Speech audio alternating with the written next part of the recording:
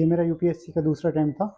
इस बार जो मेरी रैंक आई है वो 258 है, ऑल इंडिया रैंक 258, और बहुत ही अच्छा फील हो रहा है इस बार, क्योंकि लास्ट ईयर मेरा इंटरव्यू में नहीं हुआ था तो उसके बाद मैं काफ़ी हताश था। तो इस बार जो है बहुत अच्छा लग रहा है कि फाइनल सिलेक्शन में मेरा नाम है। कितनी मेहनत की थी, कितना अगर बात की जाए तो कितना पढ़ाई की थी इस पे?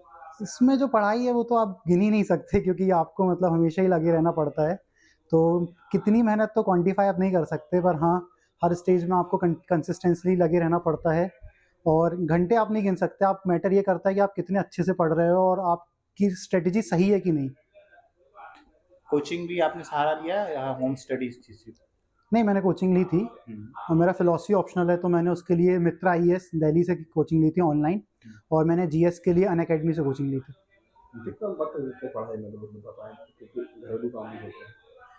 मेरे ऊपर ऐसा कोई घर का प्रेशर तो नहीं था, क्योंकि मेरी अभी एज भी कम है और मेरे पास, और मेरी 24 साल ही एज है, तो मेरे लिए घर पे भी कोई प्रेशर नहीं था और मेरे पास फाइनेंशियली भी कोई इशू नहीं था। तो मैं तो अपनी पूरा फुल्ली डेडिकेटेड ही था पढ़ाई को लेके।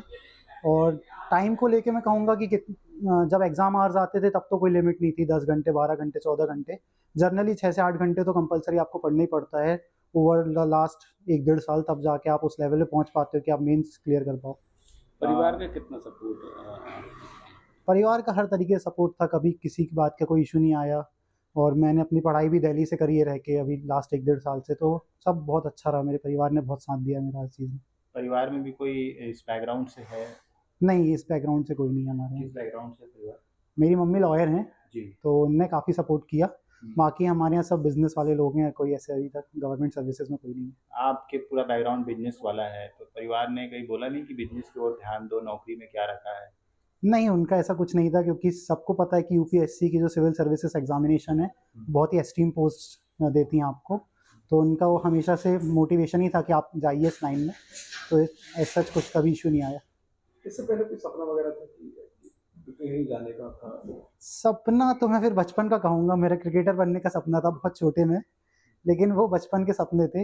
लेकिन फिर जब से मुझे अकल आई है, मुझे लगता है, तो तब से मेरा मेरा एक्चुअली 11th क्लास से सोच लिया था मुझे सिविल सर्विसेज में ही आना है। तो ये मैं कह सकता हूँ कि समझदारी के बाद यही मेरा पहला सपना था।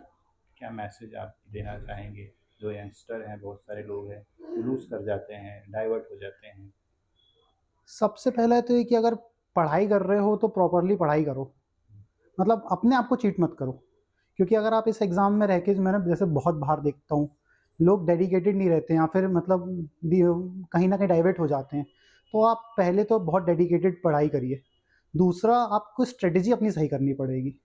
आप बिना डायरेक्शन के मेहनत करोगे तो वो, मैं गधा मेहनत कहता हूँ मैं उसको, आप कभी भी अचीव नहीं कर पाएंगे अपने सिविल सर्विसेज गोल को। तो आप अपने हर एक स्टेज को देखिए कि उसमें क्या लगता है, स्पेशली जब आंसर राइटिंग की स्टेज होती है मेंस में, उसमें आपको बहुत फोकस्ड और बहुत स्ट्रेटेजिकली आपको आंसर राइटिंग आपको करनी पड़ेगी आपकी। क्योंकि एक चीज़ देखा जाता है कि जो लोग होते हैं कि फर्स्ट अटेम्प्ट में जो है हार मान जाते हैं।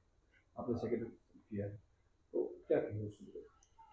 मुझे लगता है ये स्टेज ऐसी है कि हम कहते तो भले ही हैं कि मेहनत से हुआ है, लेकिन हमेशा हमेशा सिर्फ और सिर्फ मेहनत नहीं होती है स्टेज में। बहुत सारे दूसरे फैक्टर्स भी होते हैं जो कहते हैं, जैसे हम कहते हैं कि स्टार्स आर अलाइंड, तो वो लक भी होता है, दूसरे फैक्टर्स भी होते हैं। तो इतनी जल्दी हताश नहीं होना चाहिए, क्योंकि जब आप एक बार बन जाते हो आपसे कोई नहीं पूछ रहा कि आपका कौन सा अटेम्प्ट है, इससे कोई फ़र्क नहीं पड़ता है। बस ये फ़र्क पड़ता है कि आप बन चुके हो। बहुत अच्छा लग रहा है, बहुत खुशी हो रही है। मतलब सपना था मेरा आईएएस बनने का, और अगले साल वो आईएएस बन के ही रहेगा। कभी बोलना पड़ा था आपको स्टडी के लिए, या खुद से उसने ये पहल की? नहीं, कभी स्टडी के लिए नहीं बोलने पड़ा। वो शुरू से ही बहुत पढ़ने में होशियार था, 90% प्लस था। ओके। कितनी मेहनत करता था, आप लोग देखते रहे होंगे? बहुत मेहनत करता था, 10-12 घंटे मिनिमम पढ़ता ही था।